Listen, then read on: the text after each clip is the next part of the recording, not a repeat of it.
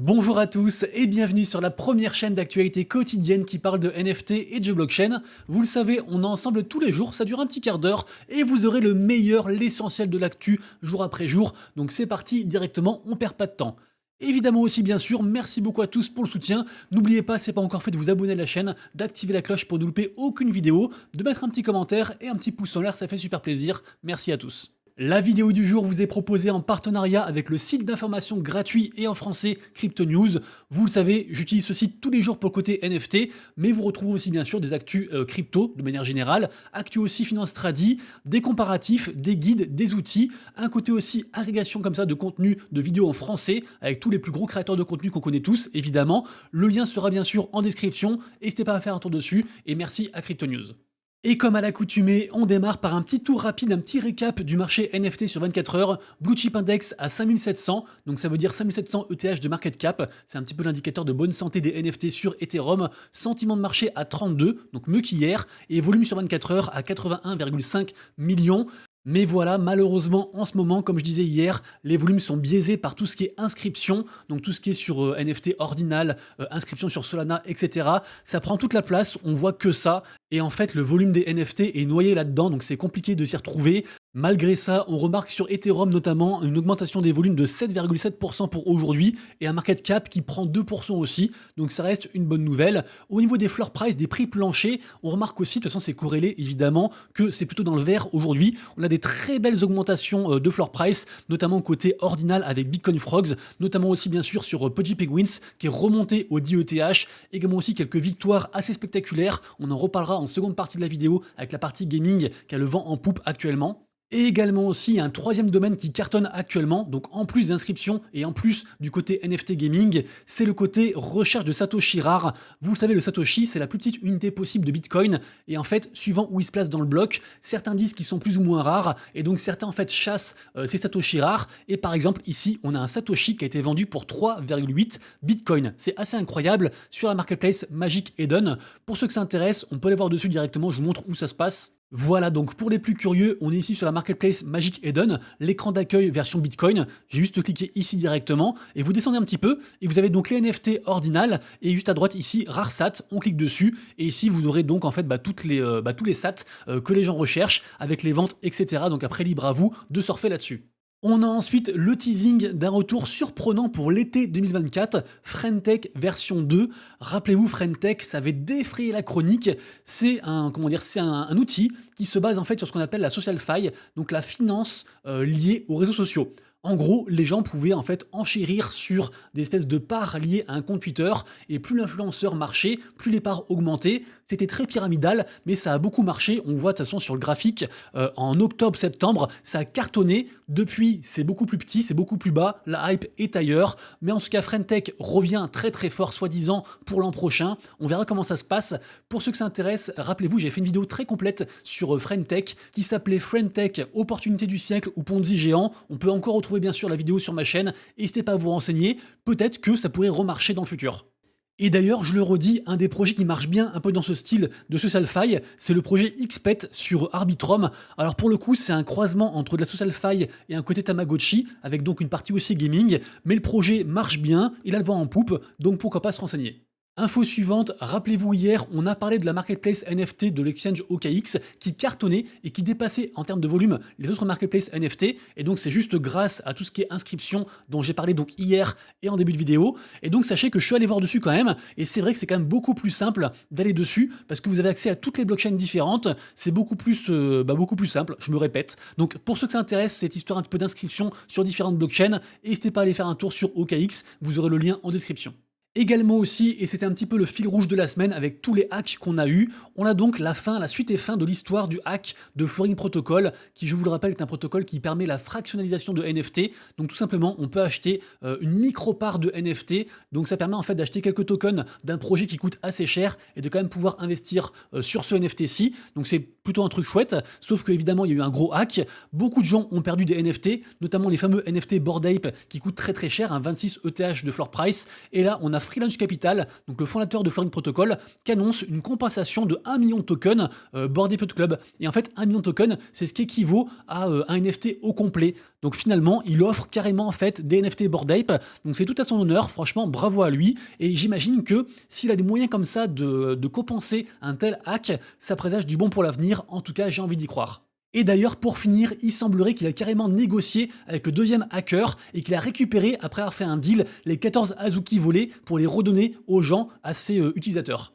Je continue ensuite en vous rappelant que du 23 au 24 février prochain, il y aura juste le plus gros événement français autour des NFT, donc la NFT Paris au Grand Palais éphémère. Évidemment, j'ai très envie d'y aller. Pour l'instant, j'arrive pas à avoir de place en tant que média, c'est un peu la galère, donc je bataille à droite à gauche. Mais bon, ça reste, je pense, un événement auquel il faut impérativement aller quand on s'intéresse aux NFT. Et rappelez-vous qu'ils avaient fait des NFT en mode passeport, Soulbound Token, non transférable, qui permettent d'avoir des réductions. Et ils font aussi un système de quête. Donc si l'événement vous intéresse, n'hésitez pas à vous renseigner pour espérer du coup avoir des places moins chères que ce qui est marqué sur leur site. Je continue ensuite avec la saga du téléphone de chez Solana, donc le téléphone Saga. Super jeu de mots. Vous le savez, il y a une hype grandissante, tout le monde s'arrache ce téléphone, il est sold out de partout, j'en ai beaucoup parlé. Moi, j'attends mon téléphone que j'ai commandé il y a genre 3-4 jours, pour l'instant pas de nouvelles. Et en fait, de plus en plus de projets sont en train d'annoncer des avantages, des airdrops, plein de choses de partout pour les holders de ce téléphone. On a donc pas mal de airdrops ici sur l'image. On a aussi le Play to Earn Aurori qui a annoncé des avantages pour les holders du téléphone. Bref, ma question est la suivante, est-ce que vous pensez pas qu'on pourrait être à l'aube d'une nouvelle méta en mode le téléphone Saga, qui est donc limité à 20 000 exemplaires, il n'y en aura jamais d'autres, et qui est lié aussi à un NFT non transférable, est-ce que ce serait pas en soi une nouvelle collection NFT, une nouvelle façon de faire, et donc ce serait la collection NFT de chez Solana, officiellement, avec plein d'avantages, et donc vu le succès rencontré par ce téléphone actuellement, d'autres boîtes, d'autres blockchains pourraient se dire, bah ok les gars, on va aussi faire du coup une vente d'objets liés à un NFT, avec plein d'avantages, et ça ferait des sortes de NFT physiques. Je sais pas ce que vous en pensez, mais je pourrais presque mettre ma main à couper qu'on va voir en fait d'autres entreprises essayer de réitérer cette expérience qui a été une réussite pour Solana. Info suivante, une très belle initiative de la part de l'artiste Claire Silver. Vous le savez, j'adore cet artiste. J'avais carrément fait une vidéo sur elle il y a environ un an. Donc artiste qui mêle à la fois l'intelligence artificielle et les NFT. Et en plus, elle cartonne. Elle est vraiment très hypée actuellement et de plus en plus. Et en fait, elle a fait une espèce de fonds d'investissement pour, entre guillemets, aider les créateurs. Parce que je sais pas si vous savez, mais créer et faire minter une collection NFT, même si le prix est gratuit, bah ça coûte des sous. Et là, en fait, avec ce bazar des inscriptions, les frais ont explosé. Et donc, en fait, Claire Silver a ouvert un fonds. N'importe qui peut participer. C'est déductible à hauteur d'un certain pourcentage pour les impôts. Et en fait, donc, ces fonds vont servir à aider les artistes à pouvoir, en fait, créer et minter leur collection NFT. Donc, super intéressant. Et pour l'instant, elle a quand même récolté 8 ETH. Donc, franchement, belle initiative. Bravo. Ensuite, ça y est, la collection Sparks est bien sortie, elle a bien été airdroppée aux 111 wallets qui ont eu la chance de pouvoir du coup participer à tout ça. Qu'est-ce que c'est Sparks? Rappelez-vous, c'est l'initiative à la fois des studios Darkwise qui sont derrière le projet Life Beyond et de Animoca Brands. Et en fait, ils veulent faire un métaverse sur Ordinal, donc sur Bitcoin, sur la surcouche Bitcoin. Et ils sont aussi partenaires avec Horizon Labs, ceux qui ont fait le token du Hypecoin. Donc on imagine un prochain token. Pour l'instant, le floor price est à 0,34 Bitcoin. J'ai pas vu de vente particulière, c'est encore pas du tout hypé, mais je pense que c'est un projet à surveiller sur le long terme. Ça reste quand même la première incursion de Animoca Brands dans les NFT Ordinal. On a ensuite un teasing de la part de Vivi Digital sur du coup un partenariat, j'imagine, avec Coca-Cola. Donc je pense affaire à suivre aussi, peut-être pour Noël. Mocaverse ensuite, la collection qui est donc celle du fonds d'investissement hongkongais Animoca Brands, qui nous fait aussi un petit teasing avec le wallet Favor. Et en fait, Favor, c'est un wallet qui existe déjà depuis un petit moment. On peut aussi se connecter, il y a un système de points. On a aussi un futur token et un airdrop qui a été confirmé, donc sûrement en lien avec ces fameux points. Et donc là, en fait, ils nous teasent une espèce d'intégration avec donc le fameux passeport ID Mocha qu'on voit de plus en plus de partout. On l'a vu sur Pixels, sur aussi je sais plus trop quel projet. Bref, ça arrive de plus en plus. Donc tout ça pour dire que le wallet Favor est un wallet, je pense, à surveiller. Info suivante, la nouvelle vente du partenariat issu entre Hugo Boss et la collection NFT Imaginary Ones commence aujourd'hui pour les holders de NFT Imaginary Ones, demain pour la public. C'est du merch, donc différents vêtements, choses comme ça. Pour l'instant, pas trop de hype, mais bon, ça reste quand même deux gros groupes, Imaginary Ones et Hugo Boss aussi, donc on surveille.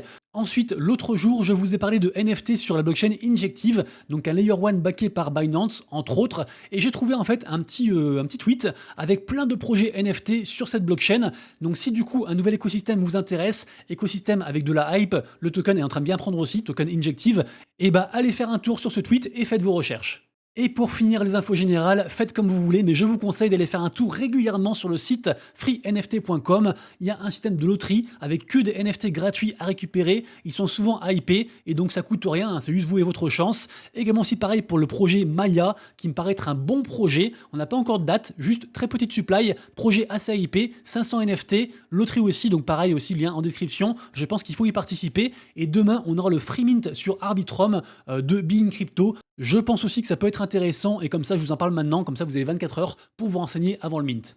Deuxième partie de la vidéo, la partie blockchain gaming, et c'est encore complètement fou, encore un free mint qui cartonne. Regardez-moi ça, on va quand même faire un petit refresh en live. Le free mint de Farcana, alors très petite supply, hein, c'est du 777 de supply, donc très petit, ça a évidemment sold out. Floor price actuel, à peine une heure après la fin du mint, à 1 ETH, on va arrondir quand même 1 ETH, donc assez incroyable, mais bien sûr ça rentre pile poil dans la méta du moment, à savoir un projet NFT gaming qui promet un token et backé par un gros acteur, en l'occurrence ici Animoca Brands. Donc Farcana, on a quand même quelques images, le projet paraît très hypé, ils ont aussi annoncé un prochain mint sur Ordinal avec 333 NFT, donc affaire à suivre. J'imagine qu'ils veulent peut-être se crochetiser et puis arriver comme ça sur différents écosystèmes.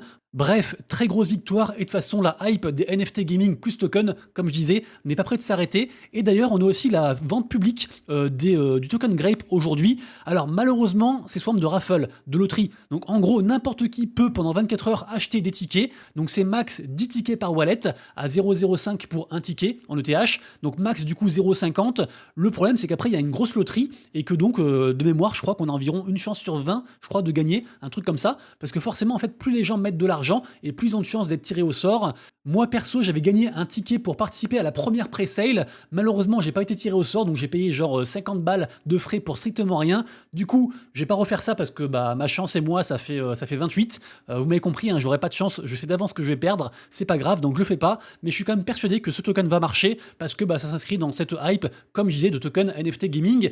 Même si bien sûr je préfère tempérer, ça se trouve le truc va se faire hacker et va aller à zéro, on n'est jamais sûr de rien, ça reste de la spéculation, mais mon avis à moi c'est que ça devrait marcher par la suite. Et d'ailleurs dans cette hype toujours pareil de token NFT gaming, on a un tweet très intéressant de Kinetic qui résume et qui synthétise et qui recense en fait les projets du moment qui sont vraiment dans cette vibe, dans cette hype.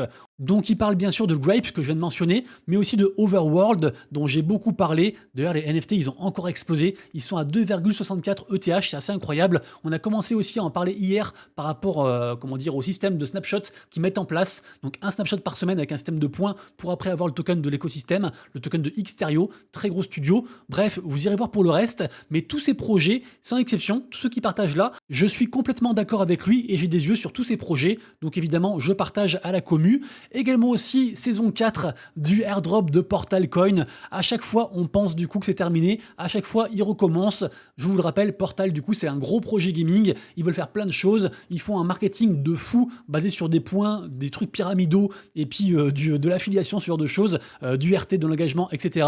Apparemment, ils ont récolté plus de 10 millions de dollars en 15 minutes pour leur pré-sale, donc affaire à suivre. Moi, j'ai rien acheté comme je vous l'avais dit en vidéo, par contre, je fais l'airdrop et donc j'espère avoir une belle allocation. Évidemment, je vous redirai. Ensuite, hier, énorme victoire hier de la part de Shapen's Tactics, donc le mint de Ubisoft qui a complètement fait oublier l'échec qui était au Quartz pour les plus anciens, qui était le premier projet NFT de Ubisoft. Donc du coup, je vous montre ça directement. Les NFT, c'était un free mint, et donc le free mint est actuellement à 0,21 ETH, assez incroyable. On a eu un reveal depuis. Alors moi, je suis pas très fan de l'art pixelisé qu'ils ont proposé. Par contre, je vous rappelle qu'en fait, ces NFT ne sont que, entre guillemets, la première marche du gros projet Shapen's Tactics, qui est donc un jeu. Et en fait, ces premiers NFT vont permettre d'avoir d'autres NFT qui seront donc ceux directement les champions en fait du jeu Shapen's Tactics sur la blockchain Oasis. Je continue ensuite avec un jeu qui cartonne actuellement, un des jeux qui est dans le top 10 je pense, j'en suis même sûr d'ailleurs, le jeu de cartes Parallèle. Parallèle en fait, donc ils ont différents NFT liés au jeu, donc des cartes évidemment, ils ont aussi des avatars, donc une collection spécifique qui a explosé à 1 ETH dernièrement, ils ont aussi un token, ils ont une mécanique de play to earn, ils ont plein de trucs, on a plein de gens qui se positionnent en tant que joueurs, en tant qu'e-sport et aussi en tant qu'investisseurs avec des grosses baleines, et là en fait ils nous release un nouveau trailer pour un prochain jeu. Le jeu s'appelle Colony Parallèle. Je vous montre quelques images à l'écran. Ça me semble aussi plutôt intéressant, plutôt appétissant. En tout cas, voilà, ils ont la hype, ils ont tout pour que ça marche. Vous aurez les liens bien sûr en description pour faire vos propres recherches. Également aussi un jeu super intéressant, je vous conseille d'aller faire un tour dessus, c'est le jeu Off the Grid, qui est donc un free-to-play en mode de Battle Royale. Le jeu est très hypé, on en parlait un petit peu moins, mais là en fait ils refont du marketing et surtout ils ouvrent le Discord, et en fait j'imagine qu'il y aura des quêtes, et on pourra en fait avoir carrément un code pour avoir un accès exclusif. Donc si vous avez un peu de temps, je pense que ce jeu pourrait en valoir la chandelle. J'ai ensuite appris que l'énorme projet Guild of Guardians, qui est donc un roguelite très attendu, migrait de Immutable à Immutable ZK-EVM. Donc la solution de scalabilité, vous le savez, en partenariat avec Polygon, et qui utilise donc les fameux passeports Immutable X. Et pour ceux que ça intéresse, dans l'article, vous aurez du coup différents arguments en faveur donc de Immutable ZK-EVM, pour ceux qui se demandent à quoi ça sert exactement. Ensuite, on parle de Elixir. Elixir, rappelez-vous, c'est donc un game launcher, une sorte de Steam version Web3, un peu comme Ultra, qui devient de plus en plus puissant. Et dernièrement, rappelez-vous, ils ont carrément racheté le studio Elite Labs, qui est derrière le jeu Cyber Titans, qui est une sorte de teamfight tactics, d'auto-chess, qui marche bien. Ils ont aussi par conséquent avec leur rachat le token LitLab Games, et pour moi ça pourrait être un token assez intéressant à surveiller pour la suite, sachant qu'il n'a pas trop réagi suite aux dernières annonces, donc pourquoi pas du coup checker tout ça. Et on terminera les informations gaming avec la suite du partenariat entre le jeu API Iron, dont j'ai beaucoup parlé, qui a migré en fait sur Ronin, donc la sidechain de Axie Infinity. Beaucoup de jeux veulent aller sur cet écosystème après le succès fulgurant qu'a eu Pixels en migrant du coup sur Ronin. Et donc là, on a le retour des quêtes Moku, c'est gratuit, des trucs à faire un peu régulièrement, on chope des points, et après du coup on échange ces points contre des récompenses diverses et variées, notamment du token Run, token auquel je crois beaucoup pour le prochain Bull Run. Et pour terminer la vidéo, la dernière partie, la partie NFT à surveiller. Donc aujourd'hui en mint, Farcana, on en a parlé du coup, c'est sold out et ça a explosé. Flash Trade, j'ai pas vu où ça en était pour l'instant au niveau de la hype, mais c'est la fameuse collection en fait avec levier sur Solana. Donc à voir comment ça se passe. Ce sera donc sur le launchpad de Tensor, qui est donc la première marketplace NFT sur Solana. Également aussi sur OpenSea, on a le second drop donc de FIFA. Donc après la blockchain Algorand, ils sont sur Polygon. Pourquoi pas checker. On a ensuite aussi une collection intéressante qui s'appelle The Smooth, qui sont très proches de WeCoco, qui est donc une collection sur Elrond. Je pense que ça devrait marcher. Également aussi un mint intéressant, c'est le mint de Collector Crypt.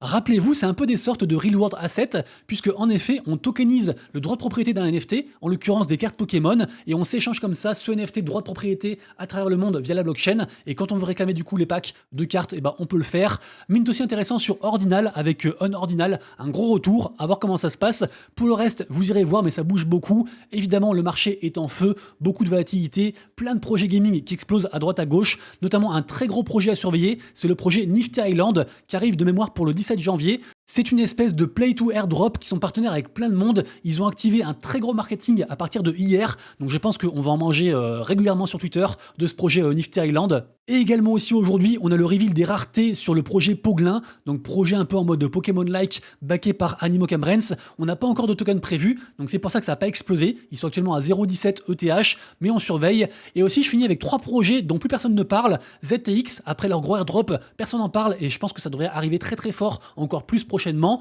KPR aussi pareil, on avait oublié ce projet, pourtant il build beaucoup, et aussi Ultiverse. Et en fait sur tous ces projets, on a de plus en plus de baleines qui se positionnent. On le sait, le marché NFT est un marché très manipulé, et donc malheureusement il faut composer avec ces baleines. Et quand des gens qui ont beaucoup d'argent arrivent sur ces projets, ça peut être intéressant aussi de se positionner dessus. Après bien sûr c'est vous qui voyez, faites bien vos propres recherches. Et vous retrouverez bien sûr les autres projets mentionnés sur mon tweet en description, et sur mon tweet, donc tous les matins qui sort vers 11 h, le petit récap du marché NFT.